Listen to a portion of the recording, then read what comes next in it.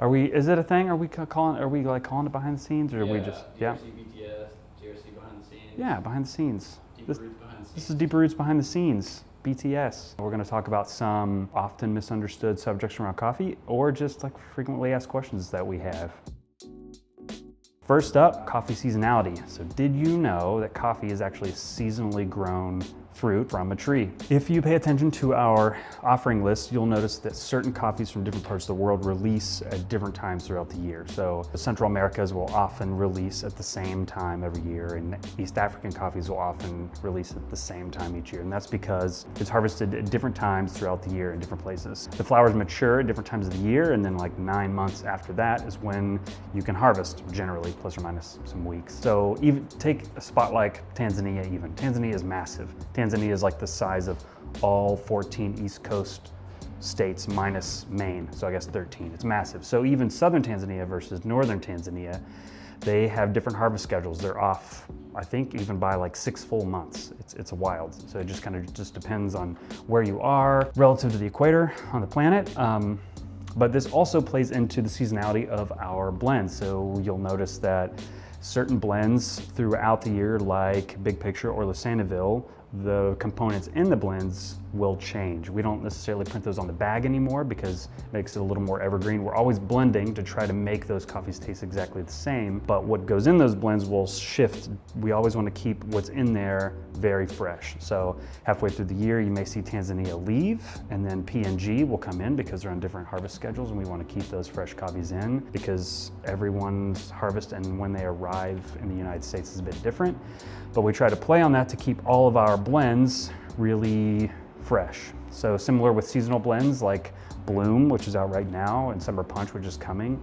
We try to play a bit on what we feel like Bloom. We want to feel flowers. We want to feel like fresh, harvesty things. So we try to lean heavy on washed Ethiopia, throw some Kenya in there because we all love Kenya and it gives you some of that acidity and fruit. But we also put some PNG in there just to give some body, but it kind of reminds us a bit of spring, whereas Summer Punch, we just want there's a reason we call it Summer Punch. We just want Summer Punch. So we put bright fruity Ethiopia and a bright floral Ethiopia, mix them together. That seasonality plays into how we buy, when the coffee arrives, when we put it in to blends, and the release schedule. What conditions are best for specialty coffee? Oh yeah, quality coffee does well when nighttime temperatures are low. Some people will put altitude on their packaging, and we do, don't we? Not anymore. We used to put altitude on the packaging. All the correlation is that at higher altitudes, nighttime temperatures get lower, which slows maturation, which makes coffee sweeter. A lot of times it will brighten the acidity. A lot of things going on. So globally, we try to utilize where you are like vertically related to sea level, your microclimate, where you are on the hill, whether you're facing south or north or east or west. We try to use all those things, or the farmers and producers try to use all those things to their advantage to harvest, to grow and treat the plant accordingly until it's time to harvest. So it is an agricultural product and it's dependent on all of those things. That's why we're starting to notice places like Colombia used to be like a main crop and what we call a fly crop. It's like a smaller crop later because Colombia is also pretty massive. But in places like Colombia and Papua New Guinea, we're starting to see year-round harvest. It's not two distinct harvests anymore because temperatures are rising and maturation can happen kind of anytime. Since it's agricultural, it is subject to the same wild swings in temperature that everything else on the planet is subject to. You know, what's the timing between when we have coffee arrive at headquarters versus when it gets roasted? One part of my job is to make sure that we're buying enough coffee for the year. I guess depending on which coffee we're buying. Sometimes we're buying full year's worth at a time. So it's my job specifically to make sure that we're buying enough to last that full year, but not too much to where it lasts more than the year. Because even though green coffee is pretty stable, once it gets to the United States, really it's only shelf stable in a controlled environment for about 12 months. We have the benefit because we're in a big warehouse that sometimes we can get full containers of coffee at a time delivered to the warehouse, and we keep it climate controlled, and we can pull from that for the whole year. And ideally we're pulling the last bag right as the new stuff comes in.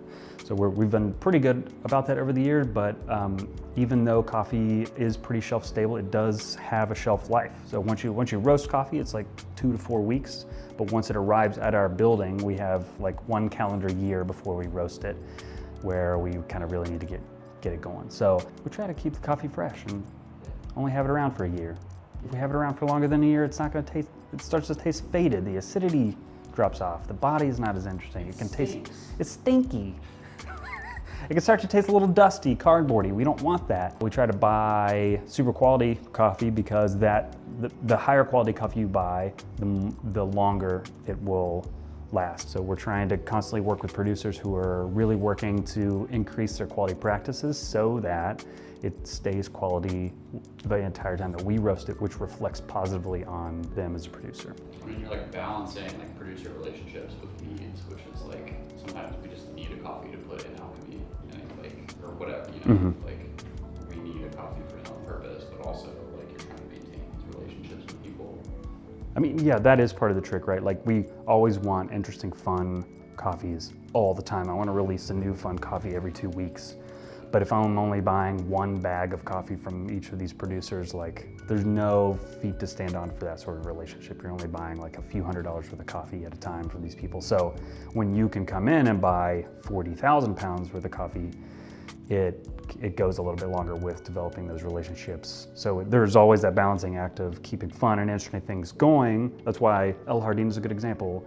El Jardín we buy 25 bags of, but we buy so much more of a San Jose and a different Colombian coffee from that same producer group and exporter, but El Jardín is just a lower volume. That can be the fun one that can come and go, and then all this extra volume that we blend with is kind of what keeps the relationship going. What do you look for in a producer? What we look for in a relationship, Drew?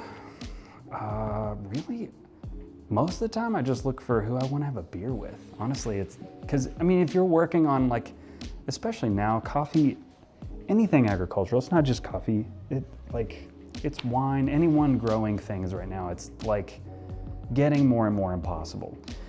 And we're always having to juggle Middle Eastern wars causing shipping prices to go up 2 times what it used to be last year, or they can't ship through the normal shipping lanes because someone's holding those shipping lanes hostage. Like all kinds of crazy stuff is happening. So usually you just want to, it's nice to deal with people who can weather the storm and try to just like be optimistic about it. Just view things as like a challenge to overcome instead of an impossibility. We work with a lot of people who have really high standards for environmental practices. That is like a must, or they're like in migration towards a high standard. A lot of farmers can't just quit old practices overnight or they'll lose everything. So they're aiming towards something better for the environment. We've already talked about this in the past. Not everything we have is like certified organic, because a lot of our producers that we work with can't afford that certification or just don't want to. They would rather put that money into the farm in a positive way. So yeah, they're just cool. I want to work with cool people. Everybody kind of does. Or good people, you know. I hope that gives some information, and I know it's going to be a lot for Drew to edit.